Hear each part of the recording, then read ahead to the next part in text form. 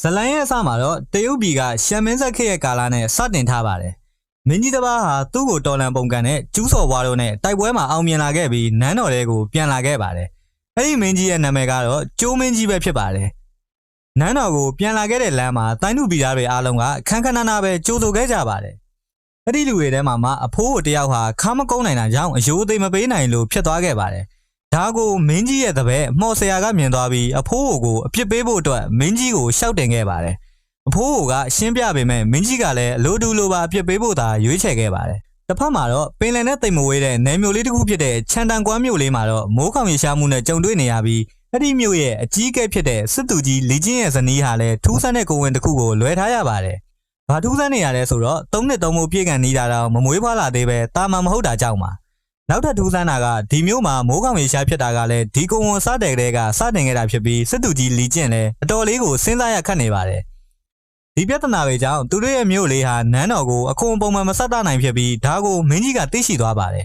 ဒါကြောင့်မင်းကြီးကအဲ့ဒီမျိုးကိုဘယ်သူအုပ်ချုပ်တာလဲလို့မေးတဲ့အခါစစ်သူကြီးလီကျင့်ရဲ့မျိုးမှန်သိရှိခဲ့ပြီးလီကျင့်ကိုတတ်ဖို့အမိန့်ပေးခဲ့ပါတယ်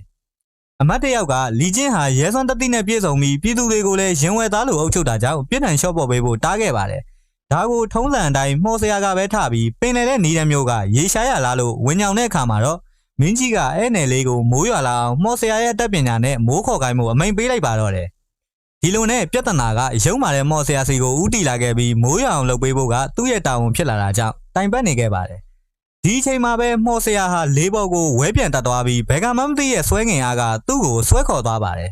အဲ့ဒီဆွဲငင်အားကတောင်တလုံးပေါ်ကဂူထဲကိုဦးတီနေပြီးအဲ့ဒီဂူထဲကိုရောက်ရှိသွားပါတယ်ဂူထဲကိုရောက်တဲ့အချိန်မှာတော့ကြောက်တုံးကြီးတုံးကအယောင်တွေလက်လာပြီးစကားတွေပြောလာပါတော့တယ်တကယ်တော့အဲ့ဒီကြောက်တုံးကနေဝါမယ်တော့ကြောင့်ခြံထမ်းလိုင်ကူထဲမှာနှစ်ထောင်ပိတ်ပြီးဒဏ်ခတ်ခံထားရတဲ့ကြောက်တုံးမိစ္ဆာမှာပဲဖြစ်ပါတယ်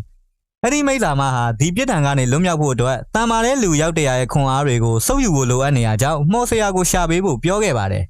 အဲ့ဒါကြောင့်မော်ဆရာကလည်းသူ့ဘက်ကကူညီပေးဖို့အတွက်မိုးရွာသွန်းလာအောင်အရင်လုပ်ဖို့လိုကြောင်းမိုးရွာအောင်မလုပ်ပေးနိုင်ရင်မင်းကြီးကသူ့ကိုတတ်မဲ့အကြောင်းပြောပြတဲ့အခါမှာတော့ကြောက်တုံးမိစ္ဆာမကမော်ဆရာကိုအကြံတစ်ခုပေးလိုက်ရင်သူတို့နှစ်ယောက်အပေးယူအဆင်ပြေသွားခဲ့ပါတယ်။အဲ့ဒီနောက်မှာတော့မော်ဆရာလည်းနန်းတော်တွေကိုပြန်လည်ရောက်ရှိလာပါတယ်။နန်းတော်တွေရောက်တဲ့အခါမှာတော့မိစ္ဆာမပေးတဲ့အကြံအတိုင်းမင်းကြီးကိုရှောက်တင်มาတော့တယ်။အဲ့ဒါကတော့စစ်သူကြီးလီကျင့်တို့ရဲ့ခြံတန်ကွမ်းမြို့လေးမှာမိုးခေါင်ရေရှားပြီးကပ်ပေးဆိုင်နေတာဟာလီကျင့်ရဲ့ဇနီးရင်းမျိုးသမီးရဲ့ဗိုက်ထဲကတရေချောင်းလို့အပြစ်ပုံချခဲ့ပြီးအဲ့ဒီကိုဝင်ကမိစ္ဆာလေးဖြစ်နိုင်ကြောင်းနဲ့ဒီမိစ္ဆာလေးကိုရှင်းလိုက်ရင်ကြားရောက်နေတဲ့ကတ်ဆိုးကြီးလည်းပပျောက်သွားမယ်လို့ဂုံချောရှောက်တင်ခဲ့ပါတယ်ဒီလိုနဲ့နောက်ရမှာတော့မော်ဆရာဟာစစ်သူကြီးလီကျင်းရဲ့အိမ်တော်ကိုတွားရောက်ခဲ့ပြီးသူစီစဉ်ထားတဲ့အတိုင်းလီကျင်းရဲ့ကလေးကြောင့်မိုးခေါင်တဲ့အဖြစ်ကိုကြားရတာဆိုပြီးတွားဆွဆွဲပါတော့တယ်လီကျင်းလည်းအံ့အားသင့်ပြီးဒါဟာဘာမှမတတ်ဆိုင်တဲ့ဖြစ်ရနှစ်ခုဖြစ်ကြောင်းပြန်ညင်းပါတယ်ဒါပေမဲ့လည်းမော်ဆရာကသူ့ရဲ့ဗေဒင်ပညာနဲ့တွက်ချက်ထားပြီးဒီကလေးဟာမိစ္ဆာလေးဖြစ်ကြောင်းဒီကလေးကိုမရှင်းပြရင်ဘယ်တော့မှမိုးရွာလာမှာမဟုတ်ကြောင်းနဲ့ဒါဟာမင်းကြီးရဲ့အမိန့်အာဏာဖြစ်ကြောင်းဇက်တိုက်ဖိအားပေးပါတော့တယ်ဒါကြောင့်ပဲစစ်သူကြီးလီကျင့်လည်းဘလို့မှပြန်မပြောနိုင်တော့ပဲခေါင်းလိုက်ဆိုင်ကြာသွားခဲ့ပါတော့တယ်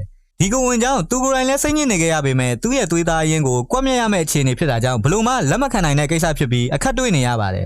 ဒီအချိန်မှာပဲအထိန်တော်တယောက်ရောက်ရှိလာပြီးလီကျင့်ရဲ့ဇနီးရင်းတငယ်မကြီးရဲ့ကိုဝင်ကမွေးဖွားလာပြီဖြစ်ကြောင်းလာရောက်သိပေးခဲ့ပါတယ်ဒါကြောင့်ပဲလီကျင့်လည်းဒီကလေးကိုကွက်မြက်ဖို့မလိုတော့ကြောင်းနဲ့ကလေးကိုခေါ်လာပြီးမော်ဆရာကိုလာပြမိဖြစ်ကြောင်းပြောခဲ့ကမီးဖွားတဲ့နေရာကိုထွက်လာခဲ့ပါတယ်မီးဖွားတဲ့နေရာကိုရောက်လာတဲ့အခါမှာတော့ကလေးကိုမတွေ့ရပဲဇနီးတဲ့နဲ့ကြောက်ရွံ့နေတဲ့အထိန်တော်လေးနှစ်ယောက်ကိုပဲတွေ့လိုက်ရပါတယ်ကလေးကဗမာလဲလို့မေးပြီးညှို့ပြတဲ့နေရာကိုကြည့်လိုက်တဲ့အခါမှာတော့အယောင်တွေတောက်ပနေတဲ့ရွှေရောင်လုံးကြီးတစ်လုံးကိုအနှီးနဲ့ထုတ်ထားတာကိုပဲတွေ့လိုက်ရပါတယ်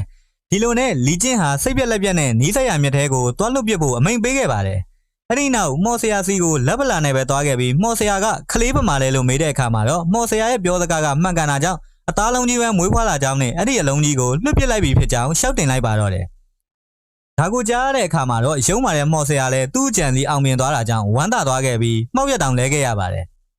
တစ်ဖက်မှာတော့ရင်းသခင်မဟာတတိပြန်ရလာခဲ့ပြီးသူ့ရဲ့ကလေးကိုရှာဖွေပါတော့တယ်အချွေရန်တွေကကလေးကအသားလုံးကြီးတစ်လုံးသာဖြစ်နေရကြောင်းသခင်ကြီးလီကျင်းကလွတ်ပစ်ခိုင်းခဲ့ကြောင်းပြောပြတဲ့အခါမှာတော့လီကျင်းစီကိုတွားရောက်ပြီးထပ်မံမေးမြန်းခဲ့ပါတယ်လီကျင်းကသူ့ဇနီးကိုအားနည်းနေတာကြောင့်ပြန်အနားယူခိုင်းခဲ့ပေမဲ့လည်းရင်းသခင်မဟာကျမရဲ့ကလေးကိုဘာလို့ပြစ်လိုက်ရတာလဲဘာပဲဖြစ်ဖြစ်သူကကျမရဲ့ကလေးပဲလေလို့အတွင်တွင်ပြောရင်လိုက်ရှာဖို့အတွက်ပြေးထွက်သွားပါတော့တယ်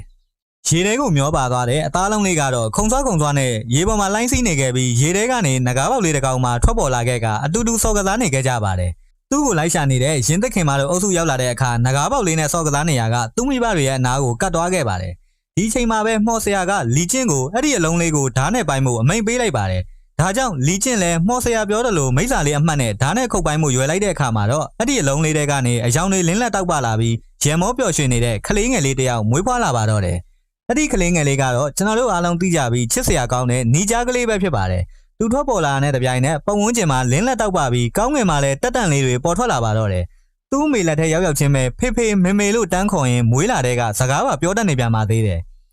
လူစင်စစ်ကလေးမွေးဖွားလာတာကိုတွေ့တော့မော်ဆရာလည်းဘာမှမငြင်းနိုင်တော့ပဲသူ့ရဲ့စီးတော်ဖြစ်တဲ့ကြားနက်ကိုစီးရင်ပြန်လဲထွက်သွားပါတော့တယ်ဒါကတော့ညီကြားဇလန်တွေအပိုင်း1ရဲ့ညီကြားမွေးဖွားခြင်းပဲဖြစ်ပါတယ်နောက်ထပ်အပိုင်းတွေကိုလည်းကျွန်တော်တို့99 Mega မြန်မာကနေပဲတင်ဆက်ပေးသွားမှာဖြစ်လို့ဆက်လက်အားပေးနေတယ်ဆိုရင် channel လေးကို like and subscribe လေးလုပ်ထားပေးဖို့လည်းမမေ့ပါနဲ့ဗျအဆုံးထိကြည့်ရှုပေးတဲ့တယောက်ချင်းစီကိုလည်းကျေးဇူးထူးတင်ပါတယ်ဗျအားလုံးပဲ see you in next video ပါ